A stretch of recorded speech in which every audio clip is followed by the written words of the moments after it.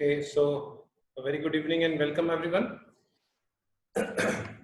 जो हमने कल किया था उससे आगे अपन बात शुरू करते हैं। कल जो हमने किया था, we started discussing about solubility of gases in liquids. ठीक है, गैस एंड लिक्विड्स के बारे में हमने बात की थी। तो उसमें मैंने आपको बताया था भी फैक्टर्स जो अफेक्ट करते हैं गैस लिक्विड सॉल्यूशंस को। उसमें सबसे पहले तो हमने सॉल्युबिलिटी की बात की थी ना, solubility of relative nature of solute and solvent.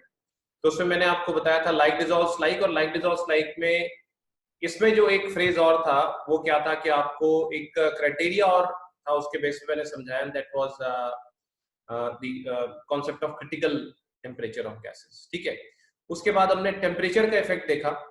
ठीक है, टेम्परेचर के बेसिस पर हमने क्लासिफाई करने की कोशिश करी कि इसमें जो है सॉल्युबिलिटी पर क्या असर पड़ता है। तो टेम्परेचर हमेशा लोअर टेम्परेचर पर ही गैसेस की सॉल्युबिलिटी ज्यादा होती है, ये बात हमने कर ली थी। And last we had started with the effect of pressure. ठीक है, तो प्रेशर जो है वो जो लास्ट पिक मैंने आपसे शेयर की थी वो क्या थी कि एक मिनट मैं भी रिकॉल कर लेता हूँ कहाँ तक हमने कर लिया था। तो लास्ट की कल जो पिक थी जो हमने कर लिया था उसमें क्या था कि we discussed about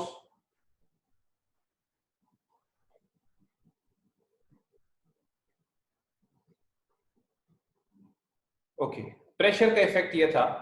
last pick जो मैंने शेयर की थी आपसे वो था, हमने जो लिखा था, an increase in pressure increases the dissolution of gases in liquids.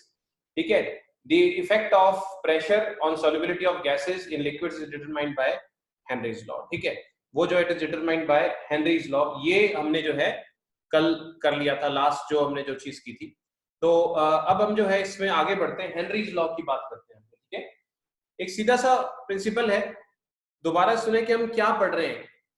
किसी गैस का लिक्विड में सॉल्युबिलिटी के बारे में पढ़ रहे हो कि गैस लिक्विड में कब ज्यादा डिसॉल्व होगी। बड़ी सीधी सी बात है, पेप्सी में कार्बन डाइऑक्साइड कब ज्यादा डिसॉल्व होती है, जब पेप्सी में धक्का लगा के प्रेशर ज्यादा लगा के आप कार्बन डाइऑक्साइड डिसॉल्व करते हैं। तो प्रेशर ज्यादा लगाओगे तो कार्बन डाइऑक्साइड ज्यादा डिसॉल्व करेगी, सिंपल।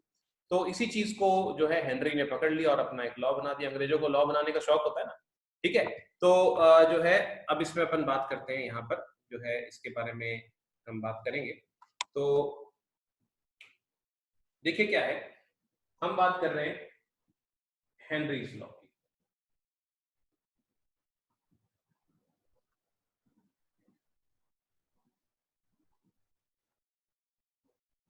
हेनरीज लॉ किस चीज के बारे में? Solubility of gases in liquids, solubility of gases in liquids के बारे में।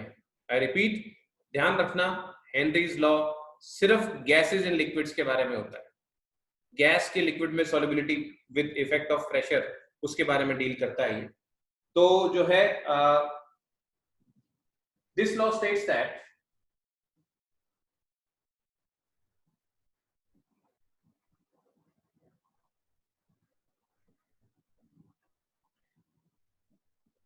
at a constant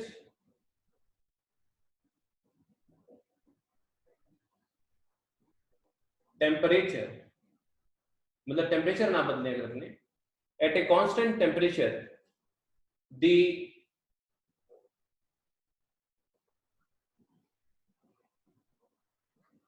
the solubility of a gas in a liquid,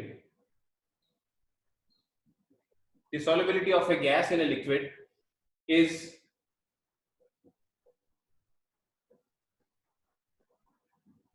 directly proportional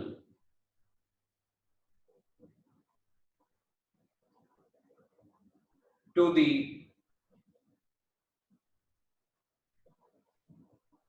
pressure of the gas.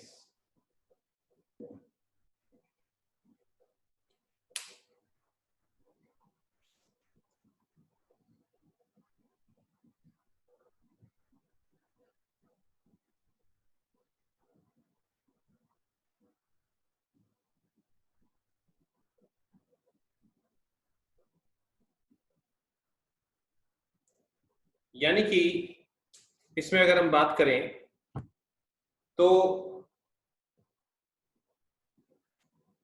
इसको हम ऐसे लिख सकते हैं,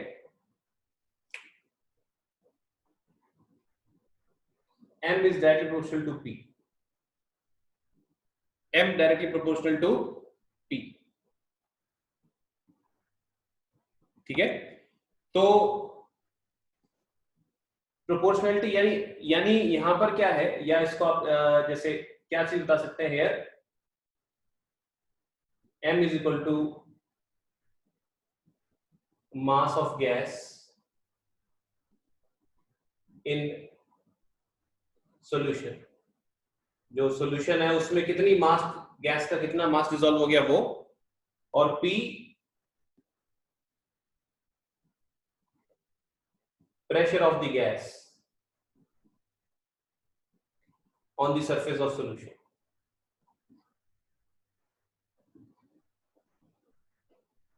दिख रहा है ना।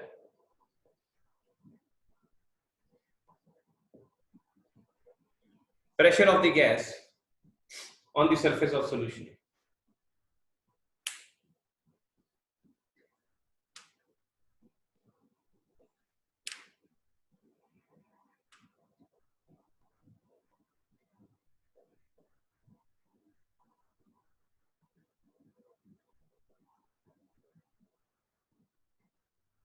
ठीक है। तो इसको जो है फिर हम जब सिंप्लीफाई करके लिखते हैं तो इसको ऐसे लिख सकते हैं,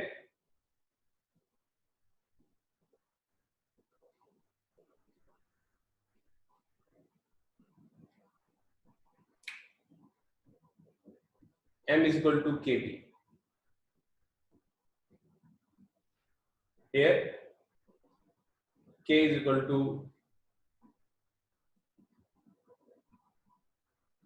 proportionality constant, ठीक है। प्रोपोर्शनलिटी कांस्टेंट है, ज्यादा माथा इस चीज पे हमने मारना नहीं, ठीक है। ये प्रोपोर्शनलिटी कांस्टेंट है।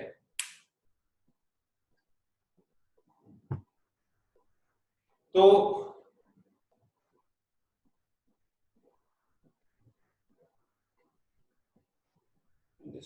अनुष्का है क्लास में? नहीं, अनुष्का चावला नहीं, ओके। तो इसको हम समझने की कोशिश करेंगे। ये फॉर्मूला भी है, यहाँ पर के की वैल्यू कोई फिक्स नहीं, अलग अलग गैसेस के लिए अलग अलग होती है। तो लेकिन हमें इसको बहुत रेयर केसेस में एक आध एंड एक्सरसाइज में न्यूमेरिकल ऐसा भी आता है जिसमें ये फॉर्मूला यूज होता है, वरना एक्चुअली ये लेस यूज्ड फॉर्मेट है हेनरीज लॉ का। तो जो है हेनरीज लॉ का जो सबसे पॉपुलर जो या मोस्ट फ्रीक्वेंटली यूज फॉर्मेट है या मेथोडोलॉजी है, उसके बारे में हम अभी आगे पढ़ते हैं। तो उसको समझने के लिए थोड़ी सी बात करेंगे। Excuse me sir. जी बोलो बेटा। सर ये अपने मास क्यों लिया है इसके अंदर? देखो ये सॉल्युबिलिटी जो आपको बोला है ना, सॉल्युबिलिटी वैसे तो क्या होता है, कंसंट्रेशन होती है। सॉल्युबिलिटी वैसे तो क्या होती है, कंसंट्रेशन होती है। लेकिन आप जो है यहाँ पर एक सिंपल सा एक्सप्रेशन आप मास से भी बता सकते हो इसके अंदर, क्योंकि जितना ज्यादा प्रेशर होगा गैस का सरफेस पर, उतना ही ज्यादा मास डिसॉल्व करेगा उसका जो लिक्विड के अंदर। जैसे मान लो कार्बन डाइऑक्साइड है, कार्बन डाइऑक्साइड का भी तो मास होता है ना। Yes sir. तो जब आप ऊपर से जैसे मान लो पेप्सी बना रहे हैं तो प्रेशर ज्यादा डालेंगे तो कार्बन डाइऑक्साइड का मास भी ज्यादा डिसॉल्व हो जाएगा सोल्यूशन में, ठीक है। Okay sir. तो अब क्या है कि इसमें आगे बढ़े, इसमें हम इससे पहले थोड़ा सा चीज को समझ लेते हैं कि जैसे एक कंटेनर है, ठीक है। एक कंटेनर है जो, और मतलब एक रिफाइंड, जो मैं आपसे बात कर रहा हूँ भी आज के हिसाब से सबसे बेस्ट जो most frequently commonly used format है, उसको समझेंगे कि आपने एक पिस्टन लगा रखा है, जैसे फ्रीली मूवेबल पिस्टन आपने लगा रखा है यहाँ पर। तो ठीक है, यहाँ पर ये आपके पास कोई लिक्विड है और इसकी सरफेस यहाँ पर ये गैसेज है। ये गैस एक से ज्यादा भी हो सकती है, तो ये गैस जितना प्रेशर डालेंगे उस हिसाब से, जो ऊपर से पिस्टन से प्रेशर आएगा उस हिसाब से ये गैस जो है लिक्विड फेज में चली जाएगी इसमें। तो ये नीचे जो है ये यहाँ पर ये इसके अंदर ये सॉल्यूशन है जिसमें लिक्विड भी है और उसमें गैस भी है, लिक्विड भी है और गैस भी है इस लेयर से नीचे नीचे। तो यहाँ पर जो गैस है वो जो प्रेशर डाल रही है उस प्रेशर को हम लिख देते हैं पी, पार्शियल प्रेशर बोलते हैं आज की डेट में उसको, क्योंकि यहाँ पर जो है जो लिक्विड है उसके वेपर्स भी हो सकते हैं, तो उससे हमें यहाँ पर कोई मतलब नहीं, हमें सिर्फ जो है जो गैस जितना प्रेशर डालती है उसके उसके प्रेशर से मतलब है। तो एक और रिफाइंड जो टर्म है, हमें बेटर ये होता है कि सिर्फ प्रेशर की जगह पार्शियल प्रेशर बोलना चाहिए, क्योंकि इस जगह पर खाली गैस के वेपर्स नहीं हो सकते, इस लिक्विड के वेपर्स भी तो होंगे ही होंगे, लिक्विड वॉलेटाइल होते हैं। तो खैर बहुत ज्यादा उसमें टेंशन लेना, मतलब वर्ड जो है प्रेशर की जगह पर partial pressure of the gas use करना है। दूसरा, ये यहां पर जैसे सॉल्यूशन बन गया आपके पास, ठीक है, तो सॉल्यूशन में आपके पास यहां पर जो है x जो होगा ना, x वो होगा यहां पर mole fraction of gas in solution, और p जो है वो है पार्शियल प्रेशर ऑफ गैस।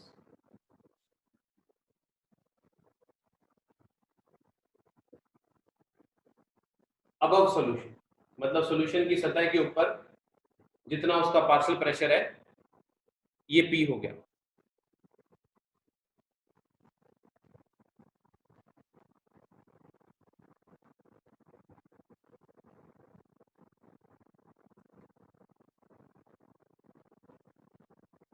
ठीक है, तो ये चीज दिमाग में रखते हुए हम जो है हेनरीज लॉ के बारे में पढ़ते हैं आगे। तो इसके बारे में अपन बात करें तो लिखेगा, क्या बात हो गई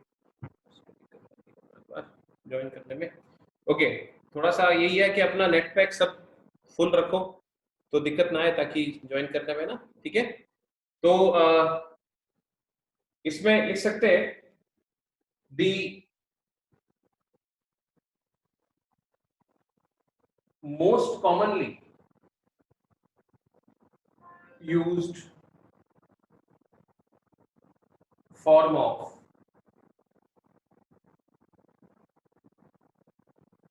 Henry's law states that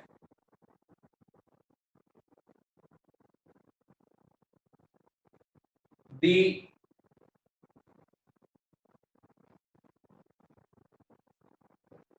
partial pressure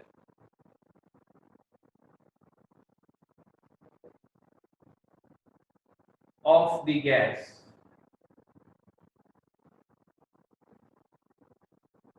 in vapor phase, vapour phase मतलब जो गैसियस फेज है ना ऊपर इसकी सतह के ऊपर यहां पर, ठीक है, इसकी सरफेस के ऊपर जो वेपर फेज है उसकी बात कर रहे हैं। The partial pressure of the gas in the vapour phase is directly proportional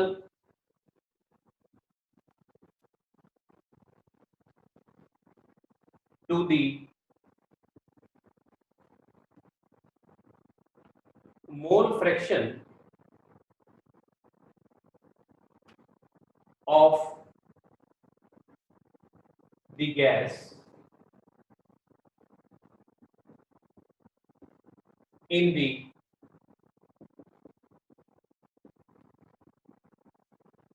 solution।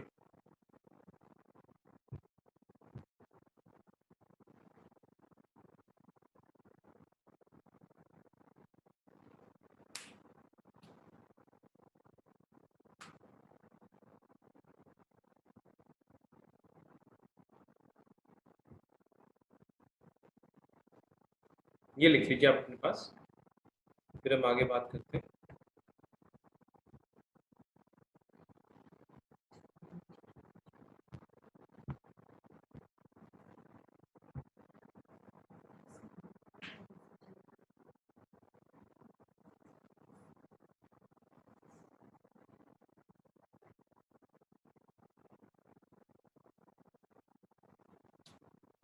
ठीक है, तो ये जो है यहां पर आपके पास क्या आता है, यहां लिखता हूं मैं ताकि बोर्ड एक ही बोर्ड पे बात रह जाए, यानी कि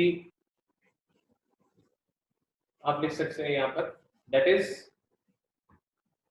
P is directly proportional to x। बड़ी सीधी सी बात है, साफ साफ समझ आता है भाई, प्रेशर अगर ज्यादा पड़ेगा तो गैस का मोल फ्रैक्शन तो इसमें बढ़ेगा ही बढ़ेगा भाई। ऊपर से अगर यहाँ से प्रेशर बढ़ेगा, ये प्रेशर अगर बढ़ेगा गैस के वेपर्स का, गैसीय स्टेट में जो आपके गैस है जो ऊपर वेपर फेज में, उसका प्रेशर अगर सरफेस पे ज्यादा बढ़ेगा, ज्यादा दबाव पड़ेगा, तो वो ज्यादा सोल्यूशन में आ जाएगी। तो ज्यादा सोल्यूशन में आएगी तो सोल्यूशन में उसका मोल फ्रैक्शन बढ़ना ही है, तो सोल्यूशन में उसका मोल फ्रैक्शन बढ़ जाएगा।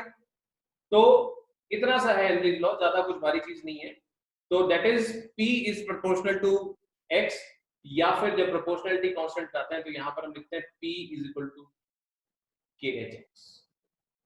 ये हेनरीज लॉ का मोस्ट फ्रीक्वेंटली यूज्ड फॉर्मूलेशन है।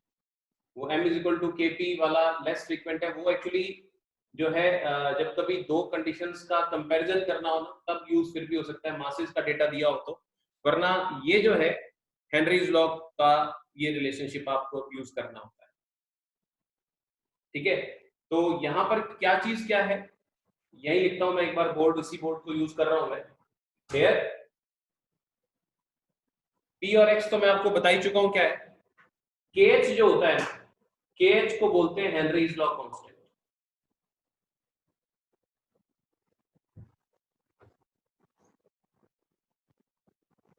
ठीक है, तो इतना आप अपने पास से लिख लो, कोई डाउट है तो पूछो, 2 मिनट में वेट करता हूं, उसके बाद हम आगे बढ़ते हैं।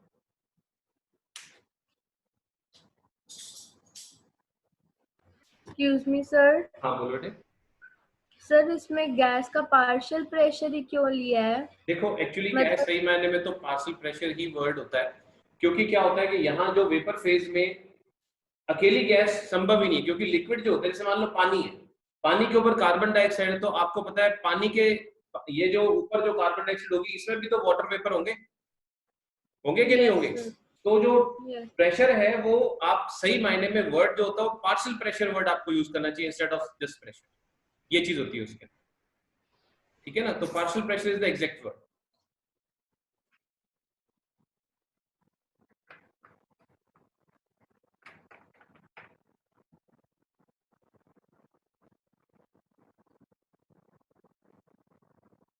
आगे बढ़े, लिख लिया आप सबने? ओके, तो मैं इसको रब कर रहा हूं, सबने लिख लिया ना? Yes sir. ओके, नहीं तो इसकी मैं एक पिक खींच के ग्रुप में डाल देता हूँ, अगर आपको लगता है ना उसमें 1 सेकंड लगेगा, बाई चांस आप कोई मिस कर दो तो जो है आप उस पिक से देख लेना।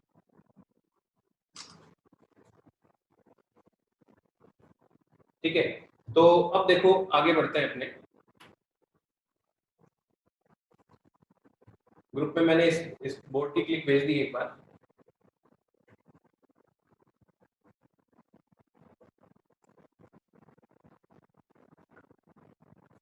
ओके, अब देखिए क्या है कि इसमें हम आगे बढ़ते हैं, तो यहां पर थोड़ा सा KH के बारे में बात करें, जिसे हेनरीज लॉ कांस्टेंट बोलते हैं। KH has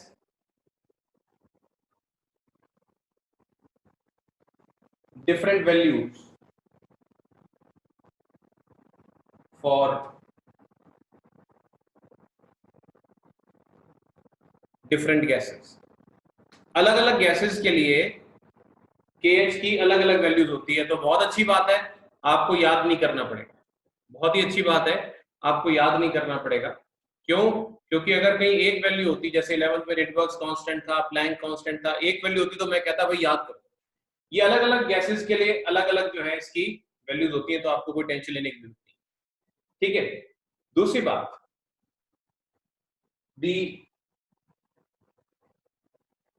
value of KH for a particular gas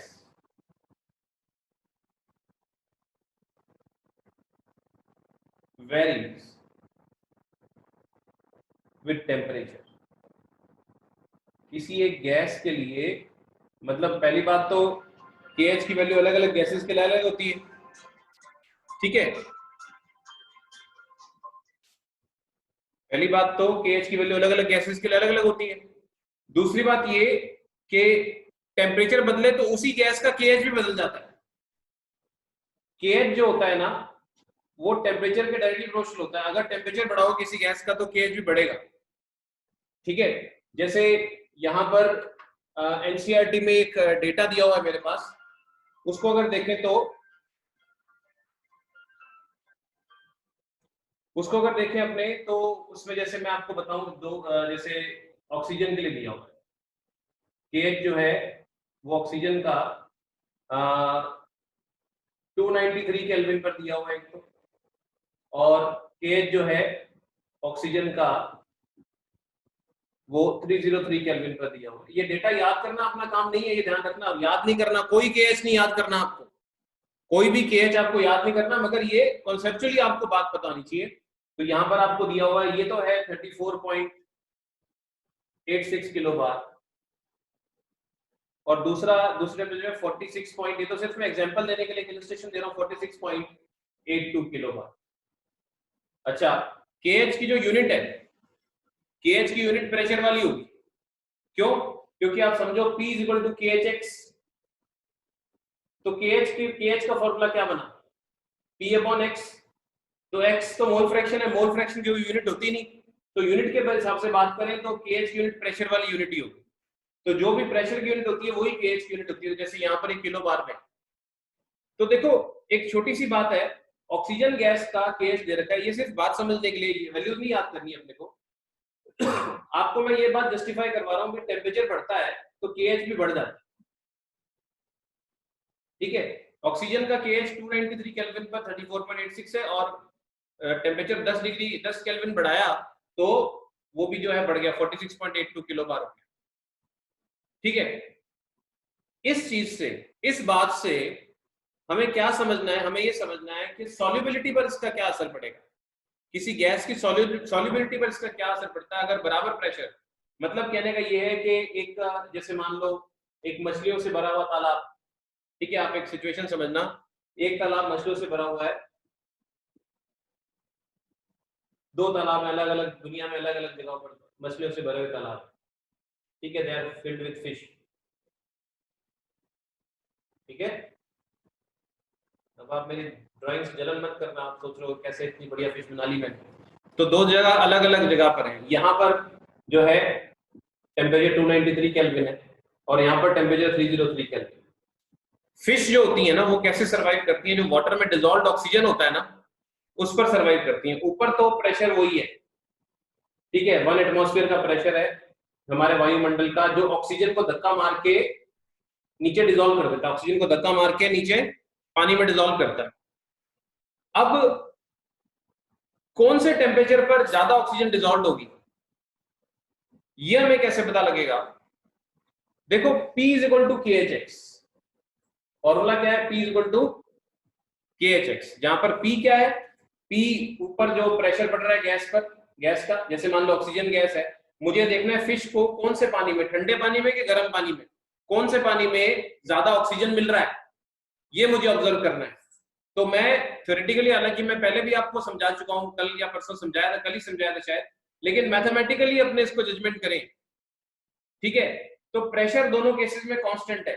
जैसे मान लो गंगानगर के ही केस कर ले लेते हैं, एक थोड़ा गर्मी में एक सर्दी में, कौन से केस में जो है पानी में तालाब में मछली को ज्यादा बढ़िया ऑक्सीजन मिल जाएगा, ज्यादा कंफर्टेबल होगा, वो हम जजमेंट करें, ठीक है। तो P is equal to KHX से हमें पता क्या लगता है, ये प्रेशर दोनों केसेस में फिक्स है, 1 एटमॉस्फेयर है। इन दो केसेस को कंपेयर करते हैं, 1 एटमॉस्फेयर ही दोनों में, ठीक है। तो फॉर्मूला क्या बना, P upon KH is equal to X। जब प्रेशर कांस्टेंट है तो आप ये कह सकते हो कि 1 अपॉन KH, प्रोपोर्शनलिटी की बात करें तो KH और X में इनवर्स रिलेशनशिप आता है। जब आप प्रेशर रिमेनिंग कांस्टेंट, तो हेनरीज लॉ कांस्टेंट और mole fraction of the gas in the solution में इनवर्स रिलेशनशिप आता है। ये मैथमेटिकली ये बात जज कर पा रहे हो ना। तो अब देखो इससे क्या समझ आया अपने को कि अगर KH ज्यादा होगा तो x कम होगा, KH कम होगा तो x ज्यादा होगा। x क्या है? सॉल्यूशन के अंदर जो गैस डिसॉल्व्ड है उसका मोल फ्रैक्शन है, तो वो fraction of gas in the solution बढ़ेगा अगर KH कम होगा, KH कम तो x ज्यादा। तो इन दोनों केसेस में से किसमें x ज्यादा होगा? 293 पर 303 पर बताएं, इन दोनों केसेस में से कौन से केस में mole fraction of oxygen in solution ज्यादा होगा? सर 293 वाले में। 293 वाले में जो है, हाँ बताओ और कोई? 293 293 दृष्टि, और कोई? गलत भी हो सकता है, मैं आपको ये भी बता दूं। Anybody else? नहीं, दम नहीं है, डर गए? डर गए क्या? क्यों गौतम, बताएंगे? 293 पे। ओके, 293 केल्विन टेम्परेचर जो है, लो टेम्परेचर पर टेम्परेचर कम होगा तो KH कम होगा, क्योंकि KH और टेम्परेचर एक दूसरे के इनवर्सली प्रोपोर्शनल है। जैसे ऑक्सीजन का लो टेम्परेचर है, उस पर KH कम हुआ, ये KH कम है। जब KH कम होगा तो X ज्यादा होगा, यानी ऑक्सीजन ज्यादा डिसॉल्व करेगी पानी के अंदर। कल हमने बात की थी ना कार्बन डाइऑक्साइड वाले पेप्सी में, उस पर लिखा होता है सर्व चिल्ड, ठंडे टेम्परेचर पर कार्बन डाइऑक्साइड पानी में ज्यादा आसानी से डिसॉल्व रहती है। टेम्परेचर बढ़ाओगे तो कैंटिग्रेड बढ़ जाएगी, गैस एस्केप कर जाएगी। तो वही सिचुएशन है, KH टेम्परेचर डायरेक्ट प्रोपोर्शनल होता है, टेम्परेचर ज्यादा तो KH ज्यादा, KH ज्यादा तो मोल फ्रैक्शन कम। तो यहाँ पर आपको कल को क्वेश्चन में जो है हेनरीज लॉ कांस्टेंट के बेसिस पर एक्सप्लेनेशन पूछी जा सकती है, बताओ भी, समझाओ मुझे। तो उस केस में आप उसको बताएंगे कि KH is directly proportional to temperature and hence at a higher temperature KH will be more, and since if temperature remaining constant KH is inversely proportional to mole fraction। ये बात आप अपनी प्रूव करके दोगे अगले। तो उसके बाद आप बताओगे कि इन दिस केस जो है ऑक्सीजन गैस या कोई भी गैस लिक्विड में लोअर टेम्परेचर पर ज्यादा अच्छे डिसॉल्व होती है as compare to higher temperature.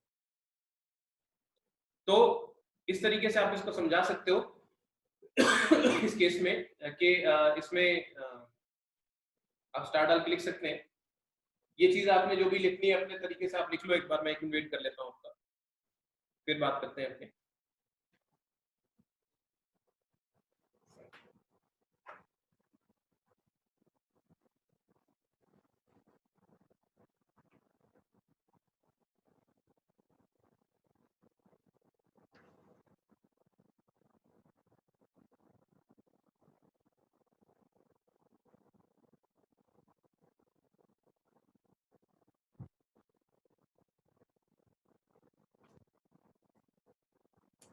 Okay, सो मैं इसको हटा रहा हूं, तो सर प्लीज वेट। ओके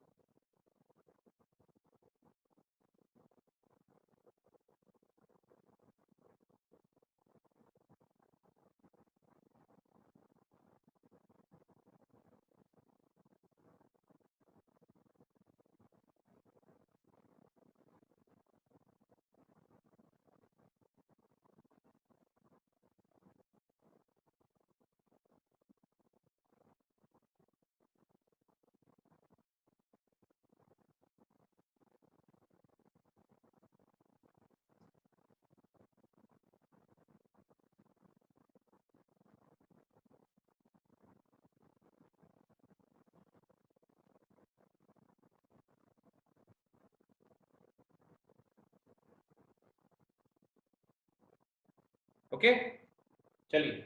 तो यहां पर आप ये लिख सकते हैं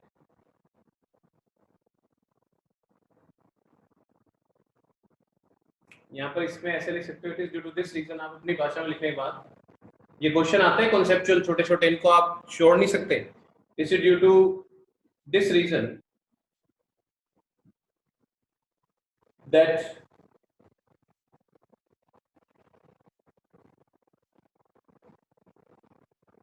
aquatic life is more comfortable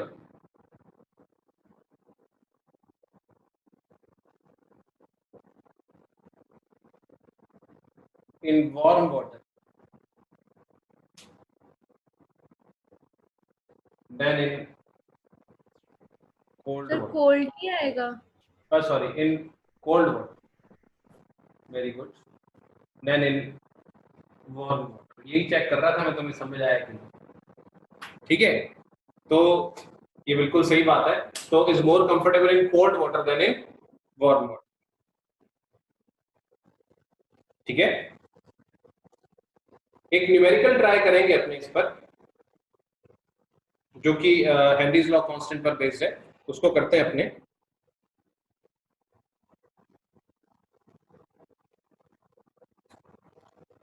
typical example है ये, मैं करके बताता हूं आपको, फिर आगे जो है कुछ क्वेश्चंस फिर आपको दूंगा, आप करिएगा।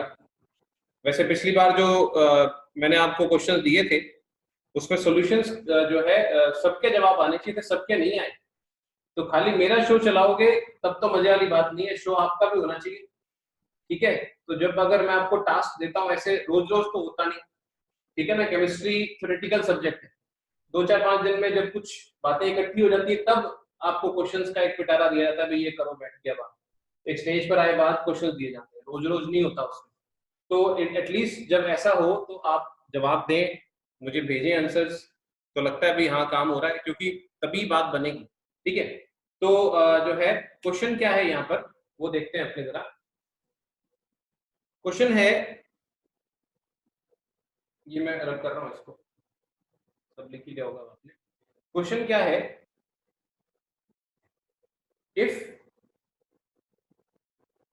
N2 मतलब nitrogen gas is bubbled through water.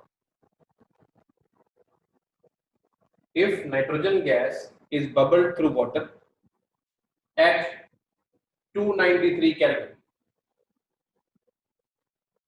how many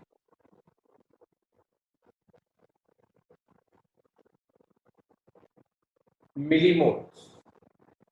How many millimoles of N2 gas would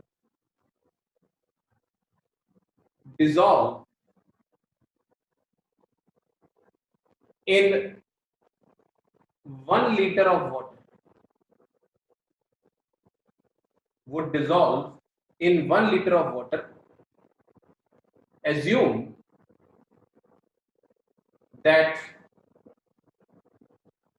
nitrogen N2 exerts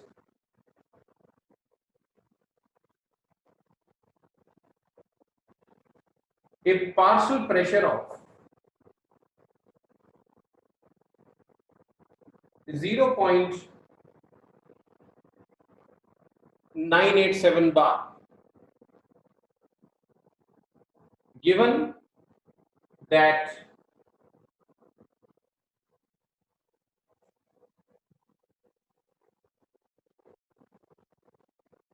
Henry's law constant for N2 at 293 Kelvin is 76.48 किलोबार। ये क्वेश्चन है। If N2 gas is bubbled through water at 293 Kelvin, how many millimoles of N2 gas would dissolve in 1 liter of water? Assume that N2 exerts a partial pressure of 0.987 bar. Given that Henry's law constant for N2 at 293 Kelvin is 76.48 किलोबार, ये करके बताइए। ठीक है, एक बार आप question लिखो तो मैं आपको इसको कैसे इसको टैकल करना है उसको जरा हम देखते हैं एक बार। ये क्वेश्चन मैं बताता हूं आपको। मैं 20 सेकंड्स के लिए वेट कर लेता हूं।